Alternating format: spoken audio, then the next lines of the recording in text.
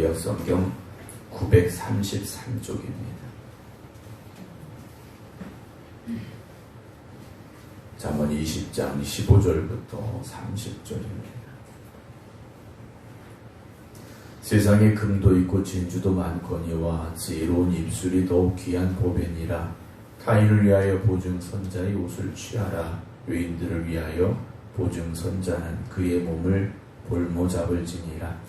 속이고 취한 음식물은 사람에게 맛이 좋은 듯하나 후에는 그의 입에 모래가 가득하게 되리라.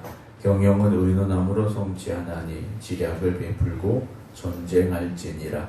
두루 다니며 한담하는 자는 남의 비밀을 누설하나니 입술을 벌린 자를 사귀지 말지니라. 자기의 아비나오미를 저주하는 자는 그의 등불이 흑암 중에 꺼짐을 당하리라. 처음에 속히 잡은 산업은 마침내 복이 되지 아니하느니라. 너는 악을 갚겠다 말하지 말고 여호와를 기다리라. 그가 너를 구원하시리라. 한결같지 않은 저울추는 여호와께서 미워하시는 것이요 속이는 저울은 좋지 못한 것이니라. 사람의 걸음은 여호와로 말미암나니 사람이 어찌 자기의 길을 알 수 있으랴. 함부로 이 물건은 거룩하다 하여 소원하고 그 후에 살피면 그것이 그 사람에게 덫이 되느니라. 지혜로운 왕은 악인들을 기질하며 타작하는 바퀴를 그들 위에 굴리느니라. 사람의 영혼은 여호와의 등불이라. 사람의 깊은 속을 살피느니라. 왕은 인자와 진리로 스스로 보호하고 그의 왕위도 인자함으로 말미암아 견고하니라. 젊은 자의 영화는 그의 힘이요 늙은 자의 아름다움은 백발이니라. 상하게 때리는 것이 악을 없이 하나니 매는 사람 속에 깊이 들어가느니라. 아멘. 할렐루야. 오늘 주님의 거룩한 날 앞에 나와 기도드리는 우리 성도 여러분들과 온라인으로 함께 예배드리고 계신 김준근 장로님, 박정순 권사님, 안친환 권사님, 임승자 집사님, 이성배 권사님, 박용영 권사님, 이숙자 권사님, 김명호 권사님, 김성자 권사님, 이미경 권사님, 김경호 장로님, 정옥봉 권사님 주님의 이름으로 축복합니다. 우리가 살면서 나름대로 소중한 것들이 다 있습니다. 누구나 다 생각해도 소중한 것이 나의 소중한 것일 수도 있고 다른 사람은 소중하게 생각하지 않지만 나에게 있어서는 소중한 그런 어떤 중요한 의미가 있는 그런 것들도 있을 수 있겠죠. 그래서 소중한 것을 잘 간직하려고 하고 잘 지키려고 하게 될 것입니다. 잠언의 말씀을 우리 함께 나눠가면서 정말 우리에게 가장 중요한 것이 뭘까? 소중한 것이 뭘까? 오늘 잠언서에도 나와 있습니다만 결국 지혜라는 거죠. 세상의 어떤 돈이라든지 권력이라든지 이런 것들이 아니라 참된 지혜가 우리에게 정말 소중한 것임을 잠언은 계속해서 우리에게 말씀해 주고 있는데요. 오늘 15절에도 세상에 금도 있고 진주도 많거니와 지혜로운 입술이 더욱 귀한 보배다 라고 되어 있습니다. 세상에 금은 보화가 참 많이 있죠. 보석들 많이 있습니다. 그러나 정말 중요한 가장 귀한 보배는 지혜 있는 입술이라는 것이죠. 오늘도 저나 여러분들이 하나님이 주는 지혜를 우리 마음에 담고 우리 입술이 지혜로운 말을 할 수 있는 그런 입술이 되기를 주의 이름으로 축원합니다. 타인을 위하여 보증 선자의 옷을 취하라. 외인들을 위하여 보증 선자는 그의 몸을 볼모 잡는다라는 말씀이 있습니다. 또다시 이제 보증에 대한 말씀이 나와 있는데요. 3000년 전에도 보증을 선 사람들이 많이 있었던 것 같은데 남을 위하여 보증을 선 사람은 자기의 옷을 결국 잡힐 수밖에 없고 그리고 모르는 사람의 보증을 선 사람은 자기의 몸을 잡힐 수밖에 없다라는 이야기죠. 가능하면 될 수 있다면 보증을 서지 말라라는 그런 경고를 다시 한번 하고 있습니다. 왜냐하면 우리가 다른 사람 보증 선다는 건 물론 선한 마음일 수도 있고 정말 불쌍히 여기는 마음일 수 있지만 모르는 거지 않습니까? 사람을 모르기 때문에 보증 서는 것을 참 주의해야 된다. 가능하면 하지 말라라는 말씀을 다시 한번 하고 있고요. 17절에 속이고 취한 음식물은 사람에게 맛이 좋은 듯 하나 후에는 그의 입에 모래가 가득한다 라는 말씀이 있습니다. 남을 속여서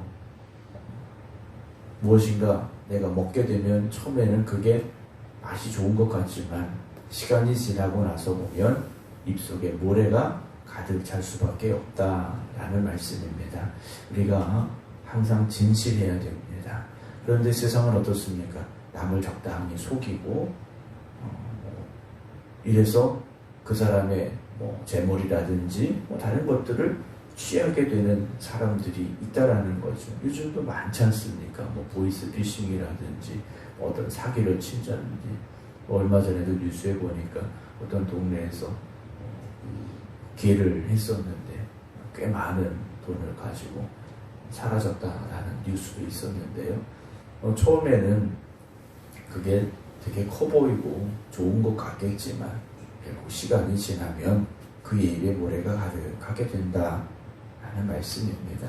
그래서 우리가 사람들을 대함에 있어서 진실하게 대해야 되고 때로 처음에 내가 좀 손해보는 것 같아도 베풀고 또 선을 행하면 하나님께서 더 좋은 것으로 채워주시고 허락하심을 믿으시기 바랍니다. 18절의 경영은 의논함으로 성취하나니 지략을 베풀고 전쟁하라 라는 말씀이 있습니다. 뜻을 계획을 모아서 또 의논함으로 우리가 경영하는 것을 이룰 수가 있고요.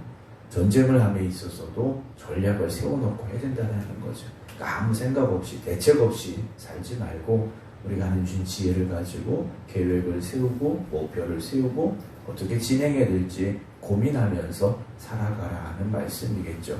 하지만 그 일을 누가 이루십니까? 하나님이 이루시죠. 24절을 먼저 보면 사람의 걸음은 여호와로 말미암다니 사람이 어찌 자기의 길을 알 수 있겠느냐라는 말씀이 있습니다. 우리의 발걸음도 주님이 이끄셔야 됩니다. 주님이 이끄셔야죠. 그냥 내가 생각하고 내가 가는 그런 계획을 말씀하는 게 아니지 않습니까?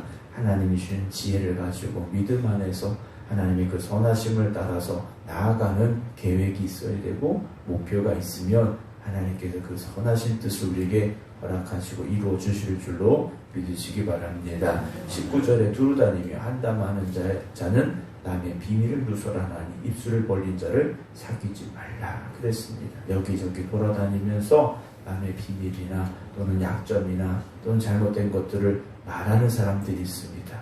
그런 사람은 가까이 하지 말라는 거죠. 그럼 우리 입술은 어떤 입술이 되어야 됩니까? 흠이 있고 허물 있는 사람이라 할지라도 그들을 좀 덮어주고 위로해주고 격려해주고 그런 말들을 할 수 있어야 되겠죠. 20절에 자기의 아비 나오미를 저주하는 자는 그의 등불이 흑암 중에 꺼짐을 당하리라 그랬습니다. 부모를 저주하는 사람은 암흑 속에 있을 때 그 등불이 꺼진다라는 거죠. 한낮에 등불이 꺼지는 건 괜찮을 수 있겠지만 흑암 중에 어둠 속에 등불이 꺼지면 한치 앞도 알 수 없는 그런 미래가 될 수밖에 없다라는 경고일 겁니다. 그래서 네 부모를 공경하라. 성경은 분명히 말씀하고 있지 않습니까? 21절 처음에 속히 잡은 산업은 마침내는 복이 되지 않는다 그랬습니다. 속히 잡은 산업이라고 되어 있는데 처음부터 빨리 모은 재산이라든지 아니면 부모에게 물려받은 재산인데 크게 땀 흘리거나 수고하지 않고 얻은 재산인데 이것이 처음에는 커 보이고 뭔가 된 것 같지만 시간이 지나면 그게 아니라는 거죠. 끝이 좋지 못하다라는 겁니다. 여러분 우리가 일확천금 이것이 아니라 우리가 뿌린 대로 거두게 하시는 하나님 앞에 땀 흘리고 수고하여서 하나님 주시는 축복으로 살아가는 그런 삶이 되기를 소망합니다. 22절에 너는 악을 갚겠다 말하지 말고 여호와를 기다리라. 그가 너를 구원하시리라 하는 말씀이 있습니다. 우리가 나를 힘들게 한 사람들, 나를 아프게 한 사람들 똑같이 갚아줘야지 이렇게 하지 말고 하나님께서 갚아주시는 그날을 기다리라는 겁니다. 하나님께서 갚아주십니다. 하나님께서 반드시 갚아주실 때가 있다라는 거죠. 이 시간이 지나고 나서 보면요, 나를 힘들게 했던 사람들, 또는 나를 억울하게 만들었던 사람들, 하나님께서요 갚아주시는 것을 우리가 목격할 때가 분명히 있습니다. 지금 당장 억울하다고 나도 똑같이 가서 해줘야 되겠다 이런 마음이 아니라 하나님께 맡기시기 바랍니다. 23절에 한결같지 않은 저울 주는 여호와께서 미워하시는 것이요 속이는 저울은 좋지 못하다. 다시 한번 정직해야 됨에 대해서 저울추를 가지고 말씀해 주고 계신데요. 우리가 살다 보면 기준이라는 것이 사실 바뀔 때가 있습니다. 저울추뿐만 아니라 우리가 어떤 기준을 가지고 살아가야 되는데 그 기준이 이 사람에게는 이렇게 저 사람에게는 저렇게 우리의 생각의 기준이 바뀔 때가 있지 않습니까? 여러분 누구를 대하든지 똑같은 기준을 가지고 대해야 됩니다. 이 사람은 나한테 잘해주니까 또는 뭐 이 사람은 나한테 잘 안 해주니까 서로 다른 기준을 가지는 것도 좋지 못합니다. 누구를 바라봄에 있어서 어떤 편견을 갖지 마시고 똑같은 마음을 가지고 바라볼 수 있어야 되겠죠. 24절 아까 말씀드렸고요. 25절에 함부로 이 물건은 거룩하다 하여 서원하고 그 위에 살피면 그것이 그 사람에게 덫이 된다 그랬습니다. 우리가 경솔하게 서원하지 말라는 거죠. 아나니아와 삽비라 같이 될 수도 있다라는 겁니다. 이것을 거룩하다, 즉 하나님에게 드려야 되는 것, 하나님의 것 서운해놓고 나중에 보면 생각이 달라지는 일들이 종종 있다라는 거죠. 그래서 서원하고 헌신을 약속하고 어떤 결단을 하고 이런 것들은요 정말 신중해야 된다는 겁니다. 그래서 하나님 앞에 한번 드리기로 작정한 것은 이건 하나님의 것인 거고요. 하나님 앞에 약속한 것은 반드시 지켜야 될 것이고 우리가 그런 결심과 결단을 또한 지켜갈 수 있는 그런 믿음이 되어져야 되는데 급하다 보면 어떻게 되겠습니까? 나를 위하여 쓰게 돼 있고요. 나를 먼저 생각하게 돼 있다라는 겁니다. 정말 먼저 우리가 하나님의 나라, 하나님의 뜻을 구할 수 있게 될 수 있는 그런 믿음의 고백이 있고요.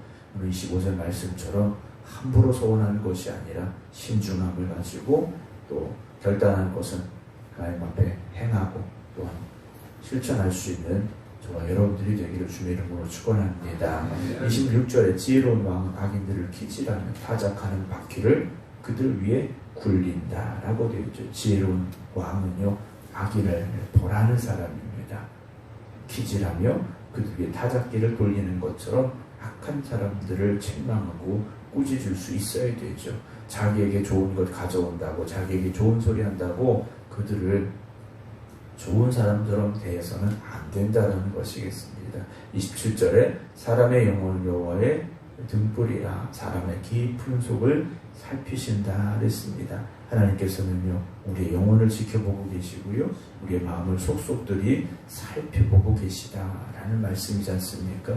그래서 믿음의 사람들은 겉으로 드러나는 모습도 중요하지만 정말 우리의 속에서 우리의 생각 속에서 우리의 마음 속에서 어떤 것들을 가지고 있는가를 잘 살펴볼 수 있어야 됩니다. 그래서 겉으로만 그럴듯하게 그런 척하는 사람들이 아니라 정말 속과 겉이 똑같은 그래서 하나님 보시기에 기뻐하실 수 있는 그리고 사람들에게도 하나님의 영광을 나타낼 수 있는 우리가 되기를 소망합니다. 28절에 왕은 인자와 진리로 스스로 보호하고 그의 왕위도 인자함으로 말미암아 견고하게 된다라고 되어 있습니다. 인자함과 진리가 있어야 됩니다. 왕뿐만 아니라 우리도 마찬가지입니다. 우리 마음속에 하나님 그 인자함이 있어야 되고 진리가 우리 안에 있어야 됩니다. 그럴 때 우리가 하나님이 지켜주시는 삶을 살아갈 수가 있다라는 거죠. 29절에 젊은 자의 영화는 그의 힘이요 늙은 자의 아름다운 백발이다 그랬습니다. 젊은이가 자랑하는 건 젊음이지 않습니까? 젊음이 돈이고 젊음이 뭐 권세고 젊음이 뭐 힘이고 뭐 그런 이야기 자주 합니다만 늙은 자의 아름다움은 무엇입니까? 백발이죠. 머리가 휘어졌다는 것이 아니라 삶을 잘 살아온 것이 늙은 자의 아름다움이 될 수 있다라는 겁니다. 저나 여러분들이나 하루하루 살아가면서 정말 하나님 앞에 부끄럽지 않은 믿음의 모습을 지켜갈 수 있고 그래서 하루하루 우리의 삶이 하나님에게도 아름다운 또 세상에서도 아름다운 그런 삶이 되기를 주의 이름으로 축원합니다. 마지막 30절에 상하게 때리는 것이 악을 없이 하나니 매는 사람 속에 깊이 들어간다라고 되어 있습니다. 악한 것은요 상처가 나도록 때려야 없어진다라는 겁니다. 근데 요즘은 훈계하면서도 사실 매를 들 수가 없는 시대가 됐죠. 학대한다고 경찰에 전화하는 일들도 있습니다. 그래서 때로 우리가 좀 지혜롭게 해야 되겠죠. 매를 들어라 그랬다 그래서 매를 꼭 들어서 종아리 피나게 때리라는 그런 말씀은 아닙니다만, 정말 우리가 자녀들이나 어떤 훈계할 말이 있을 때는 정말 우리의 진심을 다해서 정말 사랑하는 마음을 가지고 훈계할 수 있어야 됩니다. 그래서 바른 길을 갈 수 있도록 이끌어 줘야 되겠죠. 그래서 저나 여러분 우리 모두가 다 정말 오늘 하루의 삶도 하나님 주신 지혜를 가지고 살아갈 수 있어야 되고요. 하나님의 기쁨이 되는 삶을 살아야 되고요. 먼저 우리가 진리 안에 거하고, 먼저 우리가 세상의 등불이 되어지고, 먼저 우리가 본이 될 수 있는 그런 삶이 되기를 힘써 살아가시기 바랍니다. 그래서 오늘도 이 하루가 하나님이 기뻐하시는 저와 여러분들이 하루가 되어진다면 오늘 이 하루도 반드시 하나님이 축복하시고 하나님이 은혜 주시는 귀하고 복된 날 될 줄로 믿습니다. 기도하겠습니다. 참 좋으신 하나님, 지난밤도 저희와 함께 해주시고 오늘 이 새벽 또 하루의 날을 시작하시며 저희들 주님 전으로 불러주시니 감사를 드립니다. 오늘을 맞이하지 못하고 세상을 떠난 이들도 있습니다. 그러나 오늘이라는 시간을 다시 우리에게 주신 하나님, 오늘 이 하루를 헛되이 살지 않게 하시고 하나님의 영광을 위해 살아갈 수 있게 하여 주시옵시고 하나님의 뜻을 온전히 이루어갈 수 있는 저희들 되게 하여 주시옵소서. 내 생각과 내 주장으로 살지 않게 하시고 하나님 주시는 말씀 따라서 하나님 주신 지혜를 가지고 살아갈 수 있는 저희들 되게 하여 주시옵소서. 오늘도 이 하루가 하나님의 영광을 높여드리고 세상에 나아가 빛이 된 주님의 자녀들 되게 하여 주시옵소서. 우리의 자녀들을 위하여 기도합니다. 헛된 세상의 길을 쫓지 않게 하시고 믿음의 길을 걸어가게 하시고 하나님 이끄시는 길로만 나아갈 수 있도록 주님 인도하여 주시옵소서.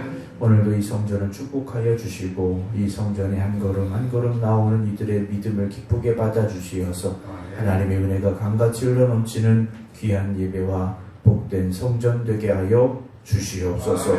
이제는 우리 주 예수 그리스도의 은혜와 아버지 하나님의 무한하신 사랑하심과 성령님의 감동 감화 역사하심이 오늘도 하나님 우리를 인도하여 주시옵소서. 기도드리는 모든 성도들 위해 이제부터 영원토록 함께 하시기를 간절히 축원하옵나이다. 아멘.